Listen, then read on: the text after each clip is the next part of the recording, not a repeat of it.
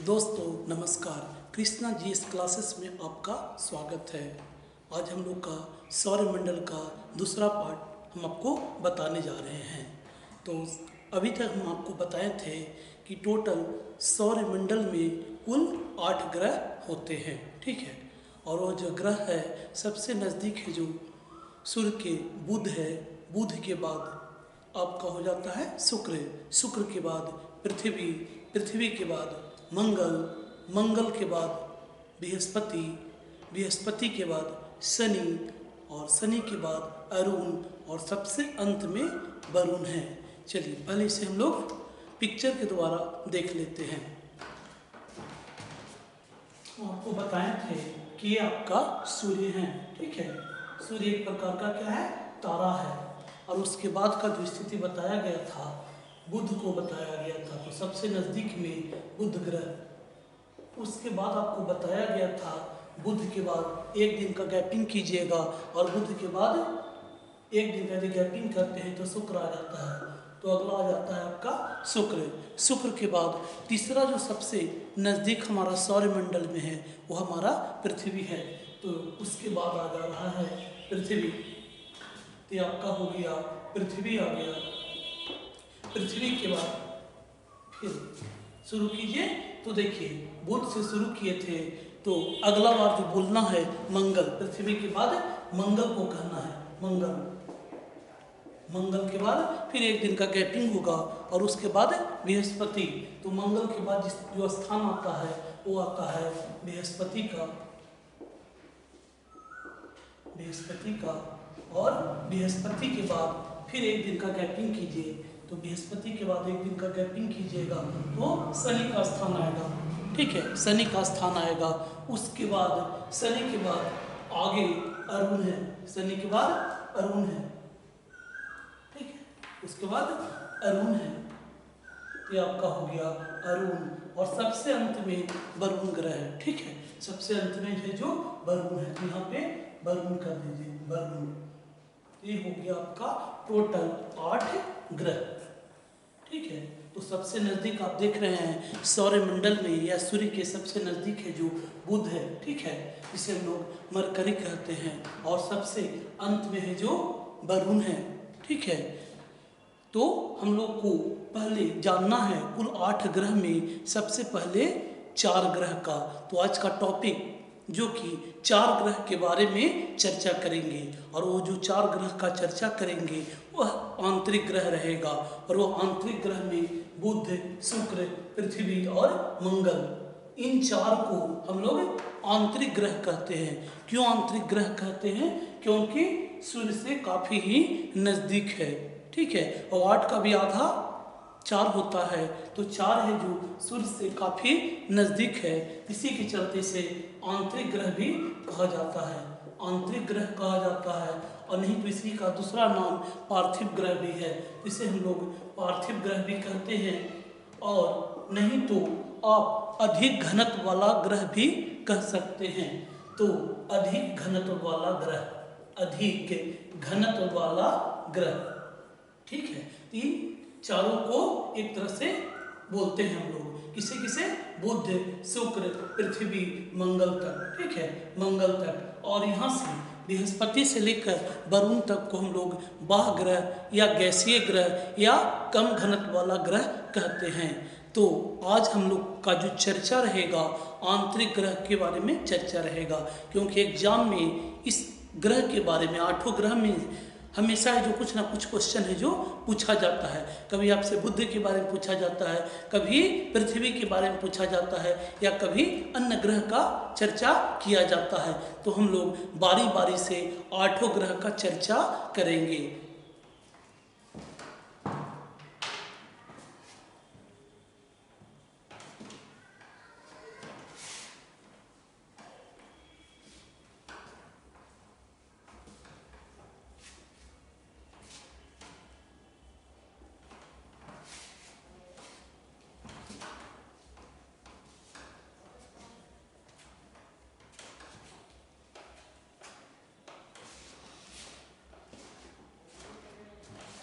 तो आंतरिक ग्रह में सबसे पहले में बुध के बारे में जानना है, क्योंकि बुध है जो सबसे ही नज़दीक ग्रह है सूर्य का। तो यहाँ पे सूर्य को बना लेते हैं, ठीक है। यहाँ पे आपका सूर्य हो गया और इसी के पास ये आपका हो गया सूर्य। सूर्य एक प्रकार का तारा है, ठीक है। तो अगला जो हम लोग देख लेते हैं बुध के बाद वो, ठीक है। चलिए, तो यहाँ पे आपका देख लेते हैं बुध को, और बुध को हम लोग मरकरी भी कहते हैं। बुध को मरकरी के नाम से जाना जाता है, बुध को मरकरी। यदि एग्जाम में बुध नहीं लिखा हुआ है और मरकरी लिखा हुआ है तो आप समझ जाइएगा कि इसी बुध के बारे में कहा गया है। तो चलिए हम लोग बुध के बारे में जान लेते हैं। तो बुध को मरकरी, ठीक है। तो सबसे पहला आप जान रहे हैं, जैसे आप इस पिक्चर को देख रहे हैं तो सबसे पहले आपको जानकारी मिल रहा है कि सूर्य से सबसे नज़दीक ग्रह तो बुध है। तो यहाँ पे आप लिख सकते हैं सबसे नज़दीक ग्रह, सूर्य से सबसे नज़दीक। अगला पॉइंट इसके बारे में जानते हैं कि जब सबसे नज़दीक रहेगा तो परिक्रमण काल अर्थात सूर्य के घूमने की जो अवधि रहेगा वो भी कम समय का रहेगा, क्योंकि सबसे नज़दीक है। अब जो भी ग्रह का हम बनाएंगे या दिखाएंगे वो बुध के बाद दिखेगा। तो इसका आप देख रहे हैं कि ये है जो कम एक तरह से दूरी तय करेगा। तो इसका मतलब हुआ परिक्रमण काल। परिक्रमण काल कहने का मतलब सूर्य का एक चक्कर पूरा कर लेना, क्योंकि सभी ग्रह जो सूर्य का क्या करते हैं, चक्कर लगाते हैं, और वह चक्कर है जो गुरुत्वाकर्षण के चलते हमेशा अनवरत लगाते रहते हैं। तो दूसरा पॉइंट इसका हो गया कि सबसे कम समय में परिक्रमण काल करने वाला ग्रह, सबसे कम समय में परिक्रमण काल, और ये जो परिक्रमण काल रहता है वो मात्र 88 दिन का है। कितना दिन का है? 88 दिन में सूर्य का एक चक्कर लगा लेता है। जबकि हम लोग जिस ग्रह पे रहते हैं उस ग्रह का जो परिक्रमण काल है लगभग 365 दिन 6 महीना है, जिसे हम लोग एक साल कहते हैं। तो एक साल में पूरी जो पृथ्वी है जो सूर्य का एक चक्कर लगाता है। जबकि बुध का चर्चा किया जाए तो बुध मात्र 88 दिन में ही परिक्रमा कर लेता है, ठीक है। एक तरह से सूर्य का परिक्रमा कर लिया। आगे देखते हैं, बुध है जो सबसे ही छोटा ग्रह है। यदि पूछ दे एग्जाम में कि सौरमंडल का सबसे छोटा ग्रह कौन है, तो आंसर आपका क्या आना चाहिए? बुध, छोटा, ठीक है, सबसे छोटा है। पहले 2006 से पहले प्लूटो भी एक ग्रह था और कुल ग्रह की संख्या 9 था। अभी हम आपको बता रहे हैं कुल ग्रह की संख्या 8, जबकि प्लूटो को 2006 में है जो दर्जा समाप्त कर दिया गया, ठीक है। ऐसे सबसे छोटा था जो प्लूटो था, अब प्लूटो को बौना ग्रह का दर्जा दे दिया गया है। तो बुध है जो 2006 के बाद जैसे ही प्लूटो को ग्रह का दर्जा समाप्त किया गया उसके बाद एक तरह से सबसे छोटा ग्रह बन गया, ठीक है। तो सबसे छोटा ग्रह यदि पूछ देगा एग्जाम में तो आपका जवाब आना चाहिए कि बुध, ठीक है। आगे देखते हैं, यहाँ पे एक आप फोटो देख रहे हैं सूर्य से सबसे नज़दीक, और सूर्य का मतलब आप जानते होंगे कि उष्मा का, ऊर्जा का अनंत भंडार है। खास करके गर्मी के मौसम में सूर्य का तपस हम लोग को भली भांति पता चलता है। तो सबसे नज़दीक है, फिर भी ये बहुत ज़्यादा गर्म नहीं है, दूसरा गर्म ग्रह कह सकते हैं, ठीक है। दूसरा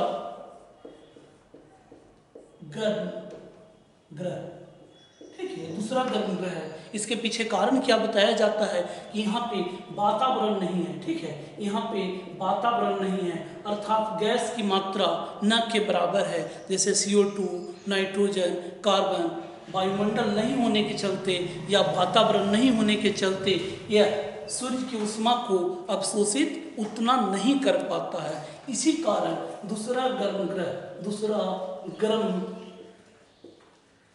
ग्रह इसे आप कह सकते हैं, ठीक है, दूसरा गर्म ग्रह कह सकते हैं। उसके बाद अगला पॉइंट देखिए कि जब घनत्व की बात आता है तो घनत्व का जो हम बता रहे हैं घनत्व, तो घनत्व ऐसे आपको फिजिक्स में पढ़ना है। और घनत्व का जो फॉर्मूला होता है द्रव्यमान बटा आयतन का होता है। तो पहले हम फॉर्मूला बता देते हैं। तो ऐसे घनत्व बुध का इस 8 ग्रह में दूसरा इसका स्थान आता है। तो घनत्व, ऐसे घनत्व जान लीजिए टर्म को, घनत्व। तो घनत्व बराबर होता है द्रव्यमान बटा आयतन, द्रव्यमान बटा आयतन। और द्रव्यमान का जो मात्रक होता है एसआई में, या मात्रक कहिए तौलने के लिए, वो केजी होता है और आयतन का मीटर क्यूब होता है। तो दूसरा घनत्व वाला ग्रह, सबसे अधिक घनत्व वाला, तो यदि एग्जाम में पूछ देता है कि दूसरा घनत्व वाला ग्रह कौन है, घनत्व कहने का मतलब भारी, ठीक है, भारी मतलब जितना आकार है उस आधार पे, ठीक है। तो यहाँ पे दूसरा घनत्व वाला ग्रह, दूसरा घनत्व वाला ग्रह ये है जो आपका बुधि है, और इसका घनत्व बोला जाता है 5.4 क्या चीज, केजी प्रति मीटर क्यूब, ठीक है, 5.4। और इसके बारे में कहा जाता है कि इसका कोई भी उपग्रह नहीं है। तो कोई उपग्रह इस ग्रह का नहीं है। तो अगला पॉइंट हो गया कोई उपग्रह नहीं, कोई उपग्रह, कोई उपग्रह इस ग्रह का नहीं है, ठीक है। तो बुध के बारे में कहा जाता है कोई उपग्रह इसके पास नहीं है, जबकि पृथ्वी का एक उपग्रह है और उसका नाम चंद्रमा है, मून, ठीक है।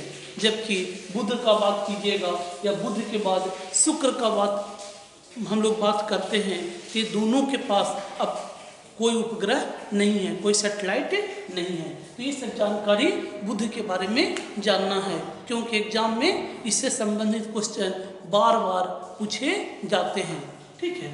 सूर्य से सबसे नजदीक, सबसे कम समय में परिक्रमा करने वाले, सबसे छोटा ग्रह, दूसरा गर्म ग्रह, दूसरा घनत्व वाला ग्रह, और इसका कोई उपग्रह नहीं है, ठीक है। चलिए बुध के बाद हम लोग आगे देखेंगे। तो बुध के बाद शुक्र आता है, तो शुक्र के बारे में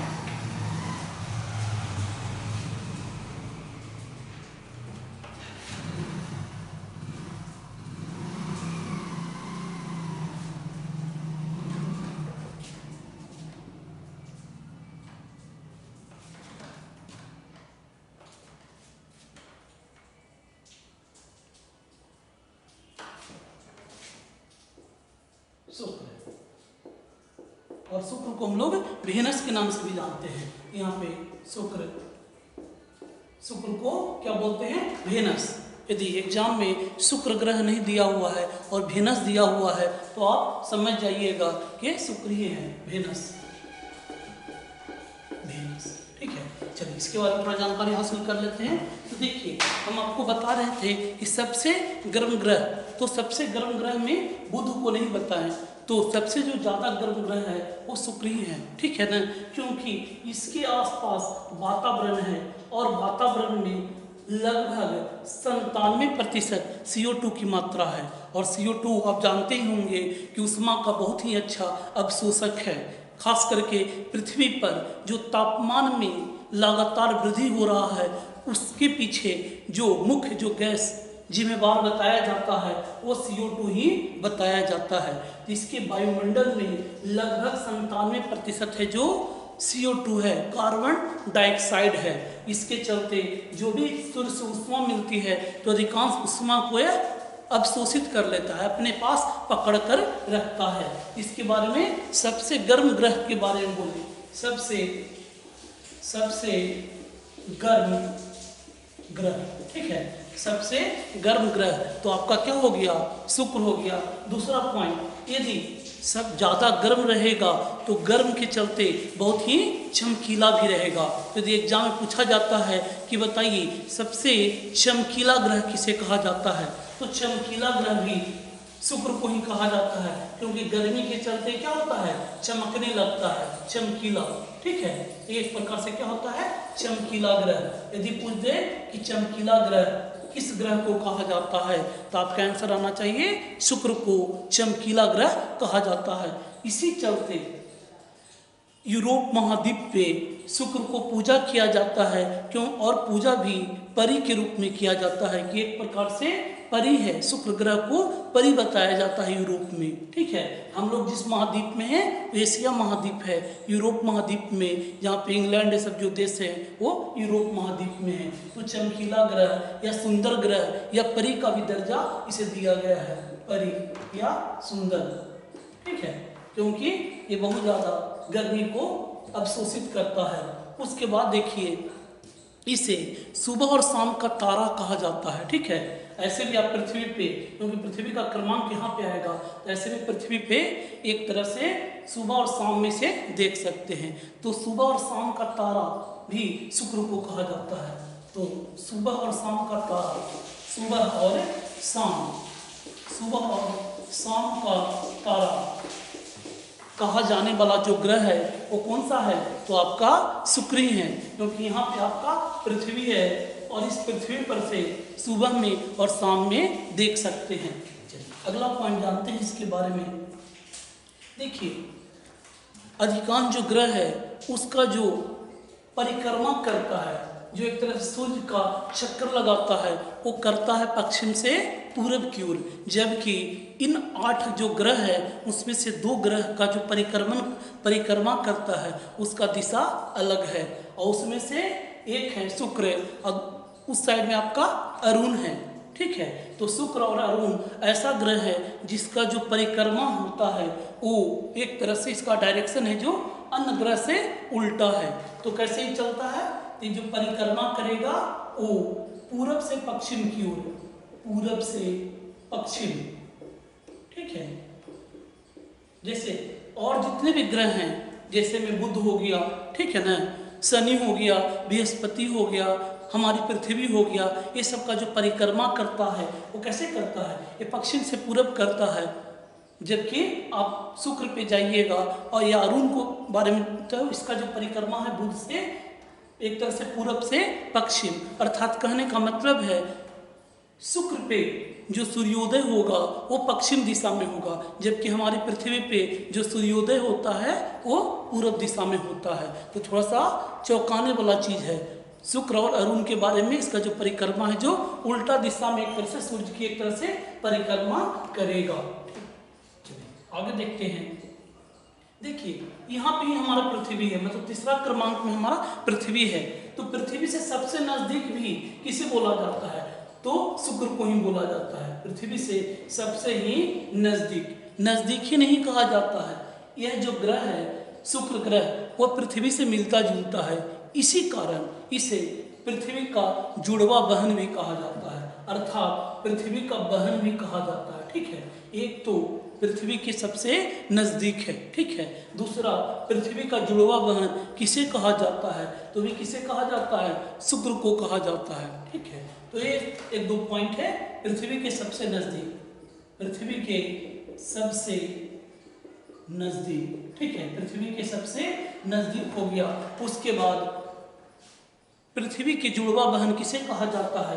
तो पृथ्वी का जो बहन है उसका क्या नाम है? शुक्र, क्योंकि पृथ्वी और शुक्र दोनों का आकार है जो मिलता जुलता है, तो पृथ्वी का बहन भी कहा जाता है, पृथ्वी के बहन भी इसे कहा जाता है। उसके बाद जिस प्रकार से बुध का अपना कोई उपग्रह नहीं है, उसी तरह शुक्र का भी अपना कोई उपग्रह नहीं है। तो कोई उपग्रह नहीं, ठीक है, कोई उपग्रह नहीं। ये 5-7 चीज आपको जानकारी हासिल करना है। किसके बारे में? शुक्र के बारे में। यदि इतना भी आप जानते हैं तो एग्जाम में बहुत ही अच्छा आपकी स्थिति होगा। ठीक है, क्योंकि प्राय स्टूडेंट इतना भी नहीं जान पाते, यहाँ तक ग्रह का जो संख्या है या ग्रह का विशेषता, तो 1 पॉइंट 2 पॉइंट नहीं जानते हैं। तो ये सब चीज हो गया आपका शुक्र के बारे में। अब शुक्र के बाद हम लोग आएंगे पृथ्वी के बारे में।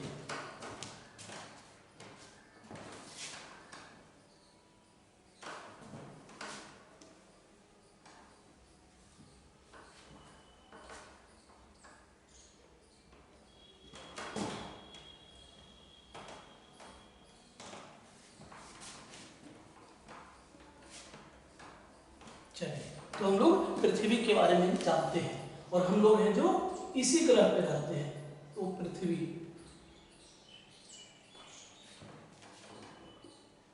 ये आपका हो गया पृथ्वी।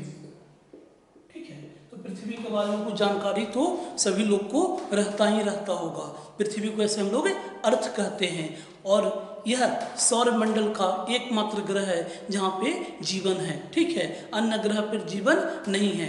ऐसे मंगल के बारे में कहा जाता है कि वहाँ पे जीवन को बसाया जा सकता है, जबकि वर्तमान हालात में खाली पृथ्वी पे ही जीवन संभव है। तो पृथ्वी के बारे में थोड़ा जान लेते हैं। पृथ्वी और अंग्रेजी में इसे अर्थ कहते हैं, अर्थ कहते हैं। तो यहाँ पे सबसे पहला जानकारी क्या आपको मिला कि अन्य सौरमंडल में अन्य जो ग्रह हैं उसमें से मात्र पृथ्वी पे ही जीवन है, ठीक है। पृथ्वी पे ही एक तरह से जीवन संभव है। उसके बाद देखते हैं कि यहाँ इसे नीला ग्रह कहा जाता है, ठीक है। एग्जाम में पूछा भी जाता है कि बताइए लाल ग्रह किसे कहा जाता है, काला ग्रह किसे कहा जाता है, नीला ग्रह किसे कहा जाता है। एग्जामिनर का बहुत ही फेवरेट क्वेश्चन है, ठीक है। तो नीला ग्रह यदि बोल दे तो पृथ्वी को बताइएगा, ठीक है। इसे नीला ग्रह कहा जाता है, नीला ग्रह कहा जाता है। ब्लू प्लेनेट इंग्लिश में यदि बोल देगा तो बहुत ज़्यादा बोलेगा कि ब्लू प्लेनेट है जो किस ग्रह को कहा जाता है, तो नीला प्लेनेट। अब कहिएगा सर इसे नीला प्लेनेट क्यों नाम रखा गया, नीला ग्रह क्यों रखा गया है, तो इसके पीछे जो कारण है यहाँ पे जल की अधिकता ज़्यादा है। इस पृथ्वी पे मान लिया जाए कि पृथ्वी है, इस पृथ्वी पे लगभग 71% है जो जल है, तो 29% ही स्थल है, ठीक है। तो यहाँ पे जो जल की मात्रा है 71% और जो स्थल की मात्रा है, स्थल जो है, स्थल की जो मात्रा है मात्र 29%। तो आकाश से एक तरह से जल है जो पूरा के पूरा नीला दिखाई देता है, ठीक है। फिजिक्स का एक कॉन्सेप्ट है जिसका चर्चा हम लोग फिजिक्स में करेंगे। तो इसी के चलते से नीला ग्रह का भी दर्जा दिया गया है। उसके बाद देखते हैं इसके बारे में, ये जो पृथ्वी है, तो देखिए मान लिया आपका पृथ्वी है और ये उसका अक्ष हो गया, बीच वाला को हम लोग अक्ष बोलते हैं। तो पृथ्वी अपना अक्ष से लगभग 23.5 डिग्री झुकी हुई है, अर्थात इस तरह से परिक्रमा सूर्य का नहीं करेगी। तो कैसे करेगी, तो हल्का सा टेढ़ा होकर करती है। इसका जो अक्ष है यदि यहाँ से मिलाइएगा तो कितना डिग्री झुकी हुई है, 23.5 डिग्री। और एग्जाम में कुछ भी दिया जाता है तो पृथ्वी अपने अक्ष पे 23.5 डिग्री है जो झुकी हुई है। उसी तरह से जो कक्षा है, ये जो कक्षा है जिसपे परिक्रमा करती है उस पे भी हमारी पृथ्वी है जो झुकी हुई है। और इस कक्षा पे बोला जाता है पृथ्वी के बारे में लगभग 66.5 डिग्री। तो अक्ष अलग चीज हो गया और कक्ष अलग चीज हो गया।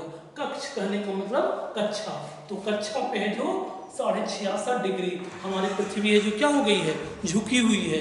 ऐसे पृथ्वी के चाल पे आप हैरान हो जाइएगा। पृथ्वी 1 मिनट में, कितना मिनट में, 1 मिनट में लगभग 28 किलोमीटर का गति करती है। तो कहिएगा सर हमको पता क्यों नहीं चलता है, तो जिस प्रकार चिट्टी को यदि चाक पे चलाते हैं तो चिट्टी है जो अपना सब काम करती है, चाक को चलते रहती है, उसे तो मालूम ही नहीं चलता है कि चाक है जो चलता है। ठीक उसी तरह से इस पृथ्वी पे एक चिट्टी के समान हम लोग हैं, ठीक है। इसी के चलते हम लोग को इस पृथ्वी पे जो बहुत सारा घटना हो रहा है उसके बारे में हम लोग अनजान एवं अनभिज्ञ हो जाते हैं। तो एक तरह से इसका स्पीड भी बहुत ज़्यादा है पृथ्वी का, ठीक है। यहाँ ये क्या करती है, पृथ्वी अपना अक्ष पे भी घूमती है और साथ साथ अक्ष पे घूमते घूमते ये परिक्रमा भी करती है। और किसका परिक्रमा, तो सूर्य का परिक्रमा करता है, ठीक है। तो यहाँ पे अपना अक्ष पे भी घूम रहा है और कक्षा में भी घूम रहा है। और अपने अक्ष पे घूमने के चलते, ऐसे ऐसे घूमने के चलते यहाँ पे क्या होगा, जो पार्ट सूर्य के सामने रहेगा यहाँ पे दिन हो जाता है और जो पार्ट सूर्य से, जो हिस्सा सूर्य से दूर रहेगा उसे हम लोग रात कहते हैं, ठीक है। तो दिन और रात होने के पीछे क्या है, इसका एक प्रकार से घूर्णन गति अपने अक्ष पे जो घूम रही है, ठीक है। तो घूर्णन गति के चलते यहाँ पे दिन रात, और परिक्रमण गति अर्थात सूर्य का जो परिक्रमा करती है उसके चलते मौसम का परिवर्तन होता है। क्योंकि यहाँ आप देख रहे होंगे जो कक्षा है वो कैसा है, दीर्घवृत्ताकार है। ऐसा नहीं है कि एक आप सर्कल बना दिए और सर्कल में बीच में है जो सूरज है, उस प्रकार से नहीं है। तब सब तरफ से एक तरह से पृथ्वी और सूर्य का जो दूरी रहता है एक समान रहता है, ऐसा कुछ नहीं है। तो कभी है जो सूर्य से पृथ्वी हमारी नजदीक चली जाती है और कभी ये सूर्य से दूर चली जाती है। इसके चलते कभी आपको ठंड का मौसम होता है, कभी गर्मी का मौसम एक तरह से होता है। ठीक है, ये सब जानकारी जरूरी था। उसके बाद जान लीजिए कि अभी तक बुध और शुक्र के बारे में जान रहे थे कि इसका कोई उपग्रह नहीं है, जबकि पृथ्वी का एक उपग्रह है और उसका नाम चंद्रमा है। ठीक है, तो समझ जाइए ये आपका हो गया चंद्रमा। तो यहाँ पे एक तरह से चंद्रमा है, वो एक तरह से क्या करेगी, पृथ्वी का चक्कर लगाती है। ठीक है, पृथ्वी का चक्कर लगाती है, तो पृथ्वी का एकमात्र उपग्रह, पृथ्वी का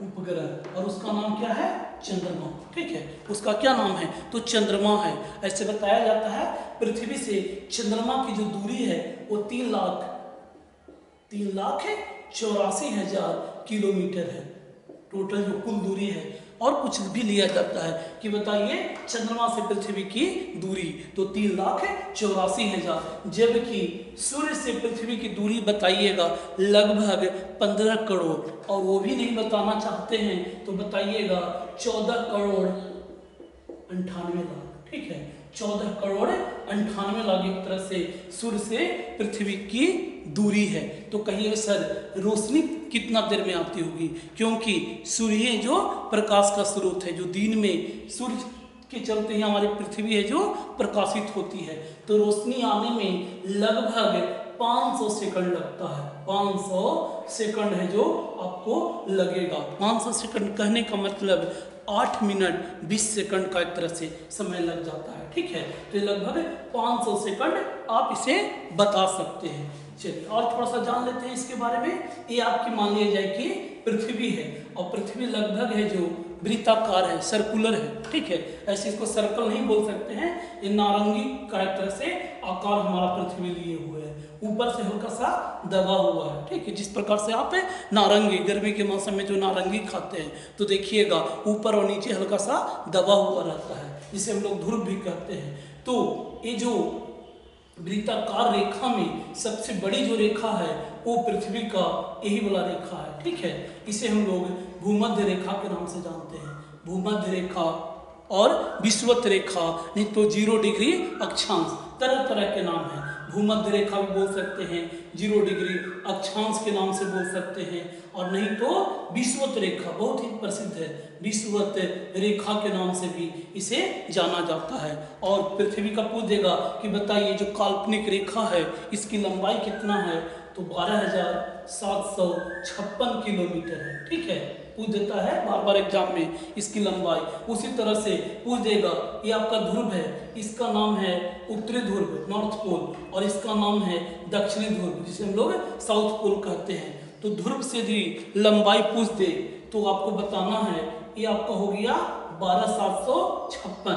तो इसको जो ध्रुव से इसका लंबाई होगा 12,714 किलोमीटर। ठीक है, तो 12,714 किलोमीटर कहिएगा। कभी कभी अंतर भी पूछ लिया जाता है कि बताइए जो विषुवत रेखा की लंबाई है और जो ध्रुव की रेखा की लंबाई है उसमें कितना का अंतर है, तो अंतर कितना किलोमीटर का है, 42 किलोमीटर का अंतर है। ठीक है, 42 किलोमीटर आपका अंतर एक तरह से हो गया। और यदि घनत्व की चर्चा किया जाए तो सबसे ज्यादा घनत्व पृथ्वी का ही है। ठीक है, मतलब एक तरह से यदि इतना आकार लेते हैं सभी ग्रह में, इतना सा द्रव्यमान लेते हैं, ठीक है, तो देखेंगे कि सबसे ज्यादा एक तरह से घनत्व किसका रहेगा, पृथ्वी का ही रहेगा। ठीक है, चलिए अब हम लोग आगे देखेंगे और आज का अंतिम है, उसका नाम है मंगल। अभी तक हम लोग 3 ग्रह का चर्चा किए, बुध का जिसे हम लोग मरकरी कहते हैं, दूसरा शुक्र का चर्चा किए जिसे हम लोग वेनस कहते हैं, तीसरा हम लोग पृथ्वी का चर्चा किए जिसे अर्थ कहते हैं, और चौथा हम लोग का है मंगल। ठीक है, तो चलिए शुरू करते हैं।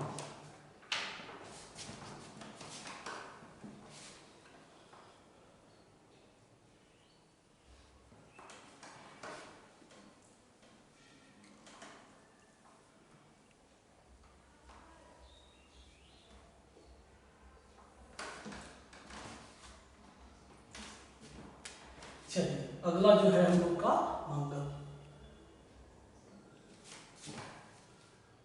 ये आपका हो गया मंगल। और मंगल को हम लोग रेड प्लैनेट, लाल ग्रह के नाम से जानते हैं। हम लोग जानेंगे कि इसे लाल ग्रह क्यों कहा जाता है मंगल को। तो चलिए, मंगल हर एक लोग का मंगल ग्रह दिन है ना, मार्स, और अंग्रेजी में इसे मार्स कहते हैं। तो चलिए मंगल के बारे में जान लेते हैं। मंगल के बारे में कहा जाता है कि जीवन की संभावना इस ग्रह पे है। ठीक है, ऐसे तो जीवन पृथ्वी पे एक तरह से चल रहा है, हम लोग एक तरह से जीवन का ही हिस्सा हैं। तो यहाँ पे जीवन की संभावना है मंगल पे। ठीक है, मंगल पे जीवन की संभावना है। इसके पीछे कारण क्या बताया जाता है कि एक प्रकार से यहाँ पे ऋतु का परिवर्तन होता है, अर्थात ठंड, गर्मी, बरसात, तरह तरह के ऋतु परिवर्तन होता है। इसी कारण जीवन के पीछे जो दलील दिया जाता है कि यहाँ पे जीवन बसाया जा सकता है। मान लीजिए कि भविष्य में यदि पृथ्वी पे कुछ हो जाता है अनहोनी, जैसे कोरोना हो गया है और यही कोरोना नहीं रुकेगा, तो कुछ आदमी सोच सकता है। ठीक है, ये सब तो बहुत दूर की बात है, लेकिन फिर भी आदमी है तो आदमी का अपना एक सपना होता है, कल्पना होता है और बहुत सारा चीज़ उसके साथ जुड़ा हुआ रहता है। तो चलिए, इस मंगल यहाँ पे ऋतु परिवर्तन होता है, यहाँ पे ऋतु परिवर्तन होता है, जबकि अन्य ग्रह पे ऋतु परिवर्तन नहीं होता है, मात्र पृथ्वी को छोड़कर। ठीक है, पृथ्वी के बारे में आपको बताए थे कि पृथ्वी जो लगभग अपने अक्ष पे 23.5 डिग्री झुकी हुई है, और ये मंगल जो है जो अपने अक्ष पे 25 डिग्री झुकी हुई है। ठीक है, 25 डिग्री है जो झुकी हुई है, तो अक्ष पे भी लगभग है जो बराबर बराबर झुकी हुई है। साथ ही साथ जो घूर्णन होता है, जो घूर्णन जिसे दिन रात जो बोलते हैं, वो पृथ्वी पे भी 24 घंटा का होता है। ठीक उसी तरह से मंगल पे भी लगभग 24 घंटा का होता है। तो यदि हम लोग मंगल पे चले जाएंगे तो दिन रात सब में हम लोग को बहुत ज़्यादा परेशानी नहीं आएगा, है ना। ऋतु परिवर्तन भी होगा, दिन रात भी एक तरह से बरोबर एक तरह से चलते रहेगा। तो कुछ इस तरह से है। और मंगल के बारे में कहा जाता है कि लाल ग्रह है, एक ऐसा ग्रह है तो लाल ग्रह। ठीक है, इसे है जो लाल ग्रह कहा जाता है, लाल ग्रह। और लाल ग्रह कहने के पीछे कारण क्या है कि मंगल पे बहुत ज़्यादा लोहा की मात्रा है, आयरन ऑक्साइड की मात्रा बहुत ज़्यादा है, लौह अयस्क। ठीक है, लौह अयस्क है जो बहुत ज़्यादा है। और लोहा के बारे में तो आप जानते ही होंगे